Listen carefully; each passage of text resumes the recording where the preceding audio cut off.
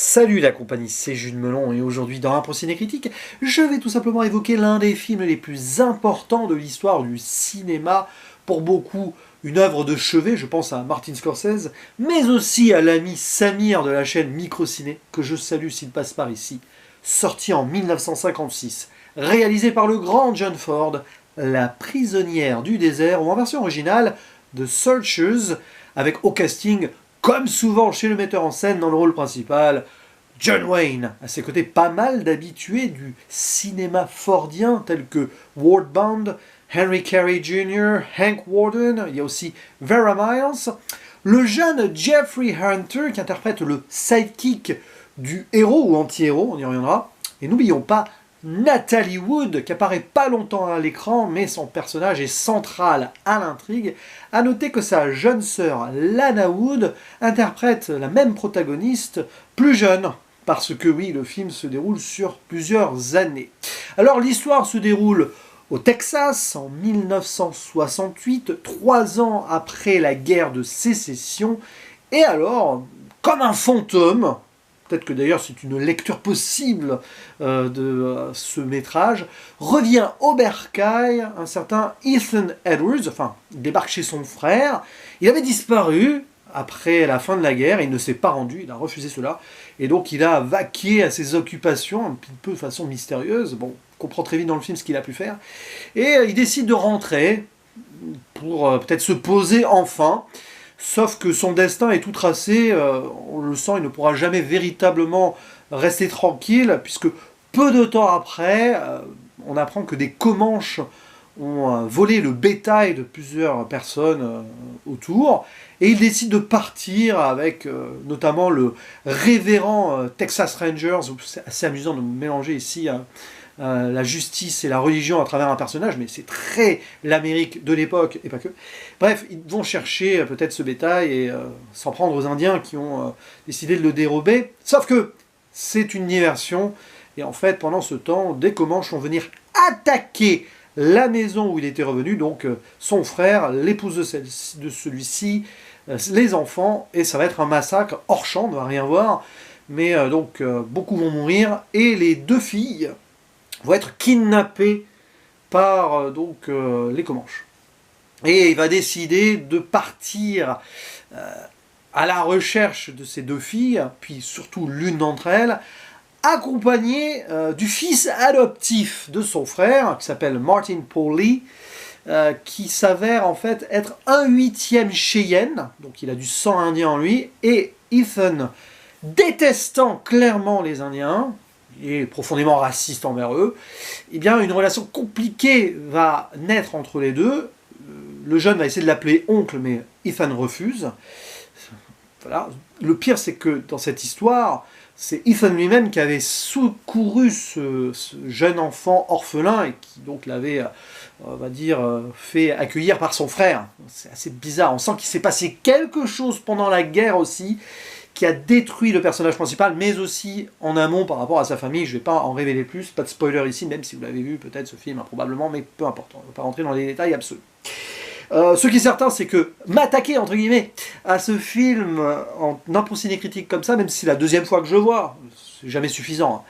C'est un énorme morceau, je ne vais pas forcément rentrer dans les détails, je vais oublier certaines choses, très normalement d'ailleurs. C'est pour ça qu'en commentaire, vous pouvez compléter. Tout a tellement été écrit et dit dessus, de toute façon, voilà.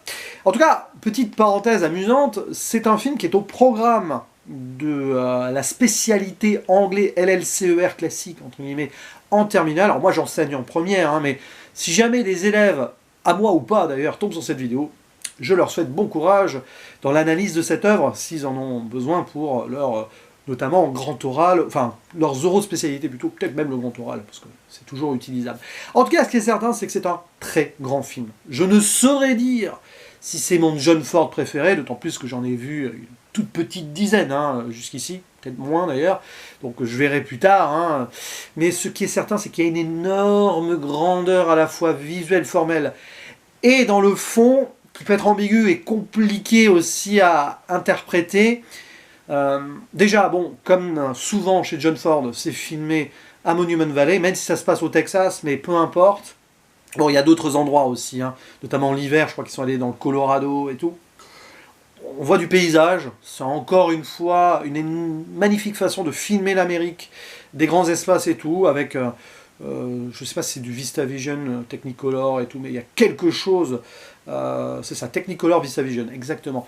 Dans la façon de filmer en 35 mm et tout, les détails, tout est important, et d'autant plus que John Ford, il utilise son décor pour faire avancer son intrigue et gérer la narration. C'est pas du hasard, oh, un beau plan ici, non, non, non. Il installe les personnages dedans, et souvent des situations compliquées. Donc, sur le plan de la mise en scène, c'est magnifique.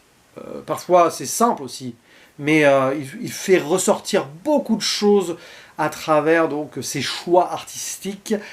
Et après intervient l'histoire, qui est beaucoup plus, on va dire, complexe et ambiguë, disais-je, qu'on ne pourrait le penser. C'est vrai que, de prime abord, on a John Wayne, voilà, le héros typique du western américain qui débarque, qui déteste les Indiens. On pourrait donc qualifier, si l'on veut, d'un premier degré, ce film de raciste, sauf que, certes, John Ford et les Indiens, au début de sa carrière, c'était pas évident, c'était assez frontal, comme beaucoup de westerns de toute façon. Mais il ne faut pas oublier que, entre-temps, il a beaucoup mis d'eau dans son vin, il a pas mal analysé la situation. Il y a eu, par exemple, le massacre de Fort Apache qui génère pas mal de lectures dessus et que j'ai trouvé assez fascinant sur ce point, la relation entre les colons devenus américains et les Indiens. Et là, le fait est que, en fait, pour moi, John Wayne, ce n'est pas le héros typique américain qu'il est d'habitude, c'est un vrai anti-héros. Je pense que John Ford, avec ce personnage, déconstruit ce mythe-là, un peu plus, parce qu'il avait déjà commencé à tenter de déconstruire certains mythes, hein, forcément. Je crois que on pourrait citer My Darling Clementine là-dessus, qui est assez fort.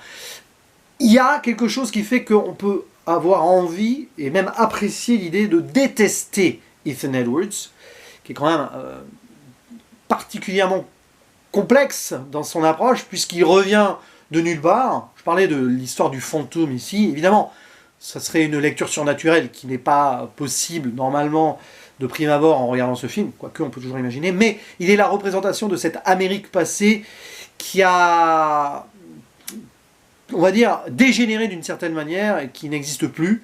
C'est un homme qui revient, mais qui n'est plus à sa place, qui avait peut-être des rêves donc, de cette Amérique parfaite, de ce magnifique pays et tout. Alors évidemment, il y a l'histoire aussi, ils sont arrivés là, ils ont essayé de massacrer les Indiens, ils en ont massacré, qui ont essayé de se venger et tout. Donc il n'y a que ce point de vue on va dire, de l'Américain de l'époque qui s'en fichait un petit peu du passé et qui voulait s'installer tranquillement, et donc il y a une haine envers des gens qui essayent de leur empêcher de vivre comme il faut. Bon, là il y a une histoire aussi qui fait qu'il déteste profondément ce peuple, mais qu'il comprend presque mieux que quiconque dans le film, parce qu'il parle, par exemple, le Comanche, et il va essayer d'interagir avec certains d'entre eux aussi pour retrouver donc Debbie, qui a été kidnappée par un peuple dont le chef s'appelle Scar. Rien à voir avec le Roi Lion, hein, évidemment. Il jouait d'ailleurs par un Américain, Henry Brandon. C'était une époque où il prenait plus trop, pendant quelques années, d'acteurs natifs pour jouer des Indiens, pour des raisons aussi de production. Ça allait très vite, hein. Mais bon, ça c'est une autre histoire. C'est pas juste ici on va dire, un choix raciste, entre guillemets, pas du tout. Hein, mais bon, c'est vrai que ça, on aurait pu imaginer autre chose quand même à ce niveau-là. Et donc, il y a quand même tout cela qui est important, et c'est pour ça que le personnage du sidekick, mais j'aime pas le terme, qui complète vraiment Ethan Edwards, joué par Jeffrey Hunter, Martin, celui qui a un 8e de sang Cheyenne, c'est pas facile à dire, est très important dans l'intrigue, parce qu'il va permettre à cet anti-héros, devenu détestable, d'avoir une construction de rédemption possible. Déjà, parce que il va essayer de sauver cette fille, qui donc, enlevée par les Comanches, pourrait devenir l'une d'entre eux, puisque élevée en tant que squaw, etc. D'ailleurs, il va, à un moment, sans en dire plus, la renier carrément. Hein. L'idée est là, ça peut aller même très loin, mais cette possibilité quand même d'aller au-delà de cette haine, de ces préjugés, afin peut-être d'aller la sauver. Et ce jeune homme à ses côtés va l'aider à voir les choses autrement. Et c'est aussi ça, le cinéma de John Ford. Les relations entre les générations. Cette vieille garde, parfois un petit peu rétrograde et tout. On voit ça dans le massacre de Fort Apache, avec Henry Fonda, qui est là depuis longtemps, qui est profondément raciste, préjugé et tout. Et le personnage de John Ford plus jeune, etc. Et d'autres qui sont plus ouverts. Et bien là, c'est pareil, quelque part. Le personnage de John Wayne devient un peu le Henry Fonda de Massacre de Fort Apache, mais différemment, puisqu'ici c'est un sudiste, hein, d'ailleurs, hein, précisons, il joue un sudiste. Je sais pas, c'est pas la première fois qu'il joue un sudiste, John Wayne, chez John Ford, à vérifier, hein, j'avoue, là je parle un peu dans le vide. Et donc, il va devoir réapprendre les choses à travers le regard d'une nouvelle génération, peut-être plus ouverte, plus d'espoir, et ici, donc, quelqu'un qui a 1/8 de sang Cheyenne, qui est limite plus américain que les autres, dans un sens, si vous voyez ce que je veux dire, puisqu'il peut avoir ce côté sans mêlé d'une peuplade qui était là avant les colons. Donc voilà. Et la relation entre les deux est remarquable, forcément. Il y a beaucoup de choses qui sont compliquées hein, au départ, mais qui vont évoluer. J'en dis pas plus non plus. Et donc, j'aime bien ici un film qui mélange beaucoup de choses, qui est profondément ancré dans l'histoire de l'Amérique, qui est une parfaite lecture de celle-ci.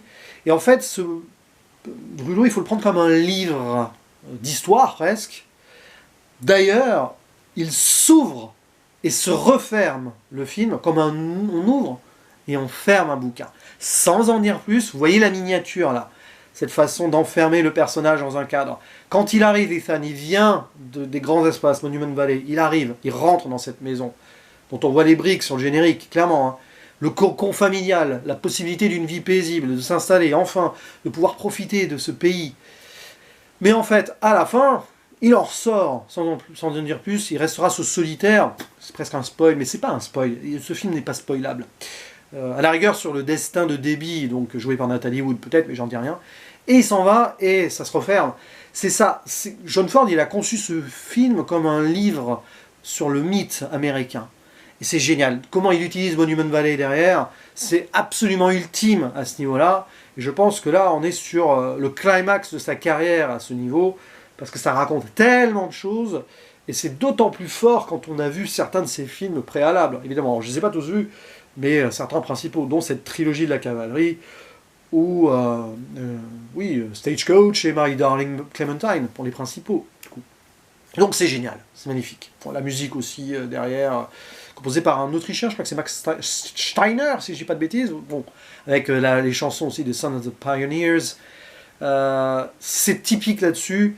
Je pourrais en parler encore pendant des heures, il y a plein de choses qu'on pourrait évoquer aussi sur la squaw qu'il trouve sur le chemin, qui va épouser, enfin, qui va être promise aux jeunes un peu par erreur, parce qu'il fait un business et tout. Il y a toute cette scène qui est racontée de façon épistolaire à travers une lettre, et hop, on voit du time-lapse comme ça, j'aime beaucoup cette idée-là. Prise, on va dire, de position narrative remarquable, pour changer un peu le rythme aussi.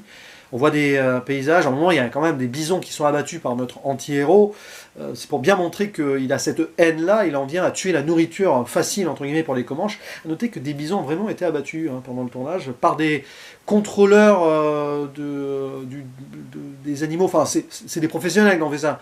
Ils ont filmé en fait des choses qui étaient faites vraiment, et c'est quand même un peu dur hein, quand ils pensent. Mais c'est profondément réaliste aussi, hein. C'est ancré dans une forme de réalisme, mais en même temps, ce mythe-là qu'on découvre et sur lequel on navigue tout au long du Brûlot. Et voilà, je ne dirai rien avant la conclusion, ce qui va se passer dans la résolution, mais c'est très fort. Puis les acteurs, bon bah, John Wayne, je pense que c'est son meilleur rôle hein, de ce que j'ai vu, parce qu'il prend en main le héros américain, il le déconstruit avec cette histoire, et en même temps, il y a une possibilité de reconstruction aussi, ou pas derrière, justement. On a ce questionnement qui n'est pas répondu, je pense. Autour, ça se passe très bien. Hein. Jeffrey Hunter, très bon, hein, ce jeune un peu rebelle qui a envie. Cette idée de conflit générationnel comme cela. Natalie Wood, on la voit pas longtemps, mais c'est assez marquant, hein, c'est assez déchirant aussi de voir ce qui a pu arriver à ce personnage. Et tiens, petite précision, il y a aussi le fils de John Wayne, Patrick Wayne. C'est presque un clin d'œil, à un moment il joue un jeune lieutenant nordiste, un yankee. Et John Wayne, le personnage attendrissant envers ce jeune qui est un peu balbutiant et tout, il l'appelle Son. C'est très drôle, je pense qu'il y a un clin d'œil avec John Ford. Là, bon, il joue pas très bien, Patrick Wayne, hein. C'est compliqué, mais peu importe, ça donne une couleur un petit peu au film, qui a des moments d'humour aussi, des moments un peu décalés, avec le personnage de Moses aussi, Moïse, avec son rocking chair. Mais là aussi, cette idée de pouvoir profiter enfin de quelque chose dans un pays qui est quand même très compliqué, qui a été construit dans la violence et qui continue à s'installer ici dans la violence, forcément. Donc magnifique. Et c'est sûr que c'est un Brûlot passionnant à analyser, y compris donc, sur le plan civilisationnel, pas étonnant qu'il ait été choisi dans le programme de la terminale LLCER, parce que c'est d'une richesse absolue. Et avec des potentiels débats sur l'appropriation qu'on peut s'en faire, nous, est-ce qu'on peut trouver ce film raciste ou non envers les Indiens?